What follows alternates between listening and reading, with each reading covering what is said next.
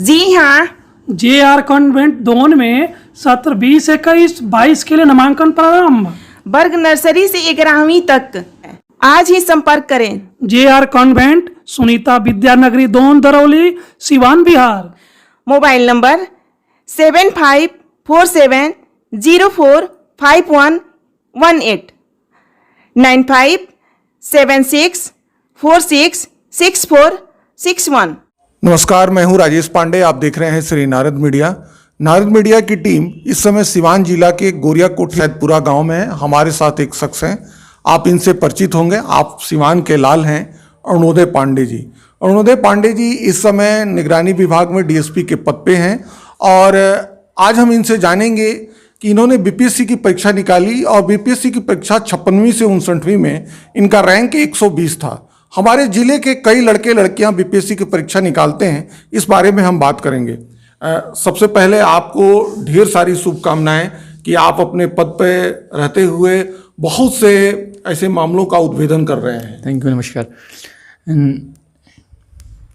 Narad media को बहुत बहुत धन्यवाद जो बार बार हम लोग से जुड़ करके और समाज के में जो भी बच्चे इसके लिए तैयारी कर रहे हैं उनका मार्गदर्शन कैसे किया जाए हम लोग को सुविधा देते हैं ताकि उनसे हम लोग रूबरू हो सकें।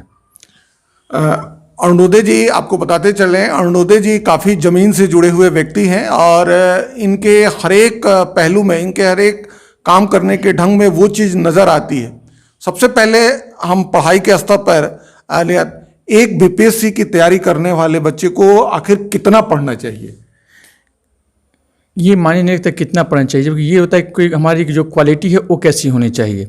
एक तो है कि दैनिक दिनचर्या अपनी फिक्स करनी होगी कि आप जो भी पढ़ाई करें, एक फिक्स करना हो कि 8 घंटा पढ़ाई करें तो पर डे पढ़ाई करें। वो जो समय आपने फिक्स किया है उस दौरान जरूर पढ़ाई करें और जितने भी सेक्टर आपको पढ़ना है इतना समय जरूर दिया जाए ताकि सबको कवर अप किया जाए और उसको बार बार रिवाइज किया जा सके।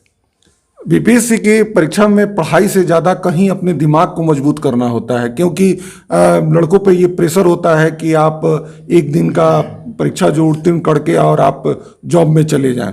तो वो जो है वो कैसे इसको ओवरकम करें और कैसे इसमें अपने आप को आगे ले आएं? जहाँ तक आपने ये जो प्रश्न पूछा उसके लिए सबसे अच्छा उपाय है कि जब हम पढ़ाई करें साथ में खुद के ऊपर ध्यान दें ताकि मानसिक रूप से मजबूत अपने आप को कर सकें। इसके लिए ज़रूरी है कि हम लोग सुबह अपने आप को जो भी दिनचर्या अपना मेंटेन करते हैं उसमें थोड़ा समय मॉर्निंग वॉक पे दिया जाए, एक्सरसाइज किया जाए, योगा किया जाए ताकि शरीर के साथ साथ मन भी आपका स्वस्थ हो सके। साथ ही सबसे बड़ा जो योगदान रहेगा उनके परिवार का योगदान रहेगा कि परिवार हमेशा उनके साथ खड़ा रहे, चाहे कोई भी माहौल हो। हमारे गांव के परिवेश में क्या होता है, जब बच्चे के पास आर्थिक संसाधन बहुत कम होते हैं लेकिन परिवार साथ दे, समाज साथ दे तो काफ़ी उनको मनोबल मिलता है और संघर्ष करके वो लोग आगे बढ़ते हैं।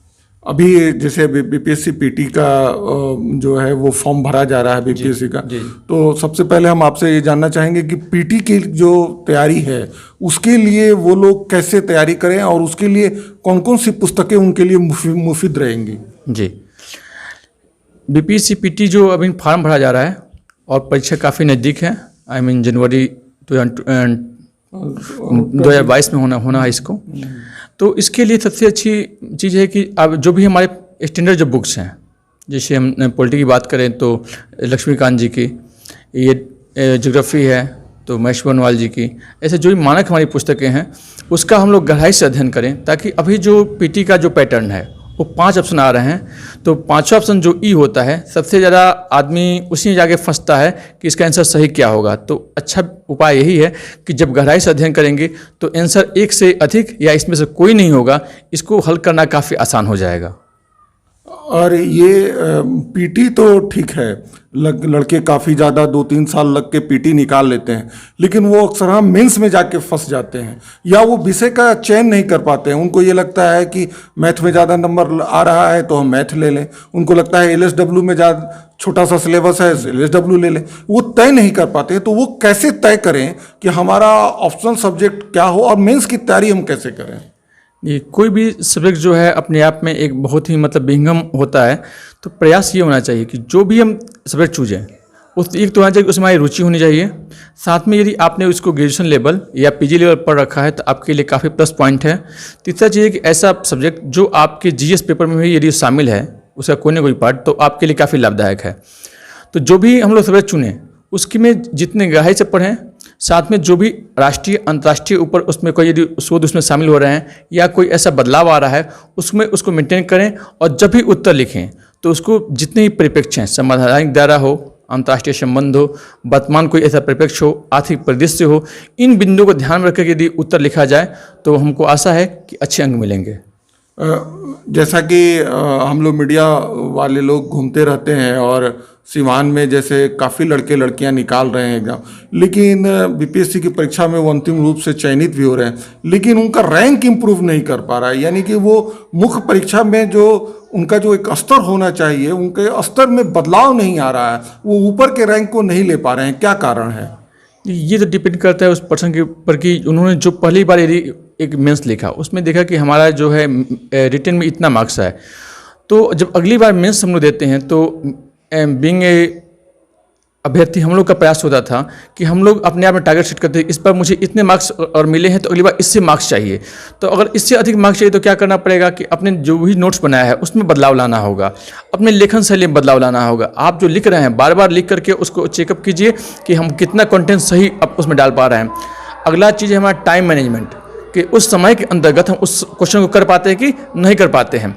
तो इसको यदि देख लीजिए, साथ में सभी एक हम लोग की समस्या होती है कि जब भी हम हिंदी लेखन करते हैं तो बहुत ही अशुद्धियाँ होती हैं, लेकिन जब हम आयोग के स्तर पर ऐसी अशुद्धि को मतलब लोग कोई लुक आफ्टर नहीं कर सकता है, तो इसको जो ध्यान रखें, जो भी लिखे वाक्य शब्द हमारे काफ़ी सही होने चाहिए।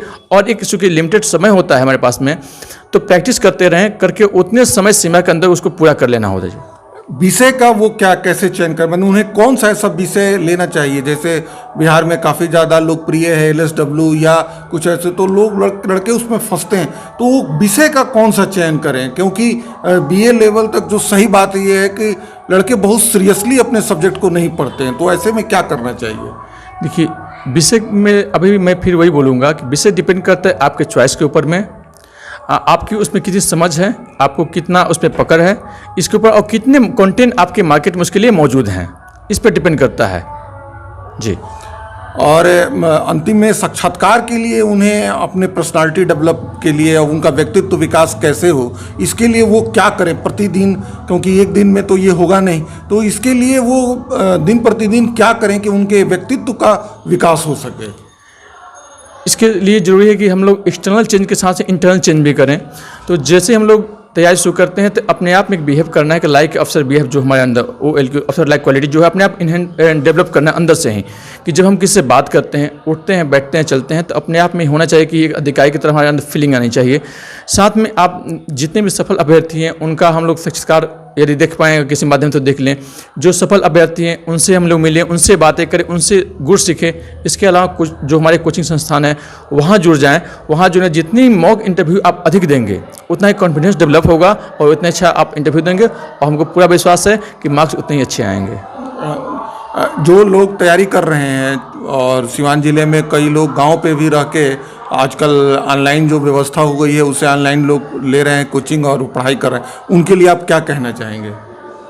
देखिए, आपको रिसोर्स जिस व्यू से मिल रहा हो आप उसको गेन करें। चाहे अभी कोरोना पीरियड था तो सभी कोचिंग बंद थे तो ऑफलाइन चल रहा था, अभी आपका ऑनलाइन चल रहा था, अभी ऑफलाइन धीरे शुरुआत हुआ है। तो कोई माध्यम चाहे ऑफलाइन हो चाहे ऑनलाइन हो, उसमें कितना आप कंटेंट अपने आप में ग्रहण करते हैं और उसको कितना एनालिसिस करके अपने आप में उसको समझ पाते हैं, इस पर डिपेंड करता है। जो बच्चे गांव देहात में हैं, जो पटना जाकर ऑफर नहीं कर सकते हैं, वहाँ कोचिंग नहीं कर सकते हैं, चाहे जिस रूप में वो आर्थिक रूप से सबल नहीं हो, चाहे जो भी कारण हो, तो आज तो हमारे पास डिजिटल मीडिया ऐसा आ गया है ताकि जो भी आपके ज्ञान है उनके तक पहुँच पा रहा है। तो आप हद तक प्रयास करें कि वहाँ तक उससे हम ज्ञान ले लें। साथ में जो भी यदि आपके संपर्क में कोई सफल व्यक्ति है तो उनसे मिलें, उनके बारे में पूछो, हमेशा मार्गदर्शन लेकर के और अपना तैयारी जारी रखें। आपको ये हम बताते चले, अरुणोदय जी काफ़ी मेहनत किया है और उन्होंने और इस पद को आपने प्राप्त किया है। अरुणोदय जी से एक आखिरी सवाल, जिस पद पे आप हैं उसमें आपका काम क्या है ये बताइए। जी, मेरा मुख्य जो काम होता है वो बिहार सरकार की नीति है जीरो टॉलरेंस नीति, भ्रष्टाचार उन्मूलन नीति जो है, उसके तहत मेरा जो पोस्टिंग है वर्तमान में निगरानी अन्वेषण ब्यूरो पटना में है। हम लोग मुख्यतः ये जो सरकार के क्षेत्र में जो भी भ्रष्टाचार है उसके संबंध में काम करते हैं। तो मेनली 3 प्रकार के काम हो रहे हैं। एक तो है ट्रैप का केस, जिसमें रंगे हाथ अधिकारियों लोग को जो भी रिश्वत लेते हैं उनको अरेस्ट करते हैं। दूसरा होता है हमारा आय से अधिक संपत्ति का मामला, और तीसरा होता है अपने पद के दुरुपयोग का मामला। तो ये 3 पर मेनली हम लोग काम करते हैं। अनुरोधे जी, सैदपुरा गांव में जहां हम लोग हैं, यहीं पर इन्होंने प्राथमिक विद्यालय में एक शिक्षक के रूप में अपने जो करियर है उसकी शुरुआत की थी। उसके बाद से ये इम्प्रूव होके सिवान गए।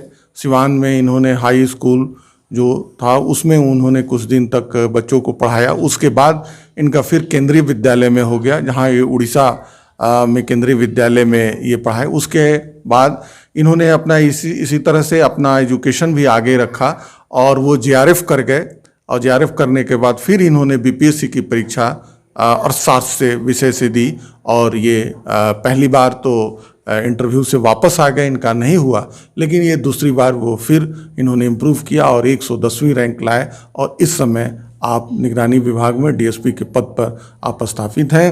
अनुरोधी जी, आपने नारद मीडिया से बात किया, इसके लिए बहुत बहुत धन्यवाद। लेकिन इनके बारे में दुष्यंत कुमार की एक जो लाइन बड़ी मशहूर लाइन है, वो मैं कहना चाहूँगा कि कौन कहता है कि आसमां में सुराख नहीं हो सकता, तबीयत से यारो एक पत्थर तो उछालो, तबीयत से यारो एक पत्थर तो उछालो।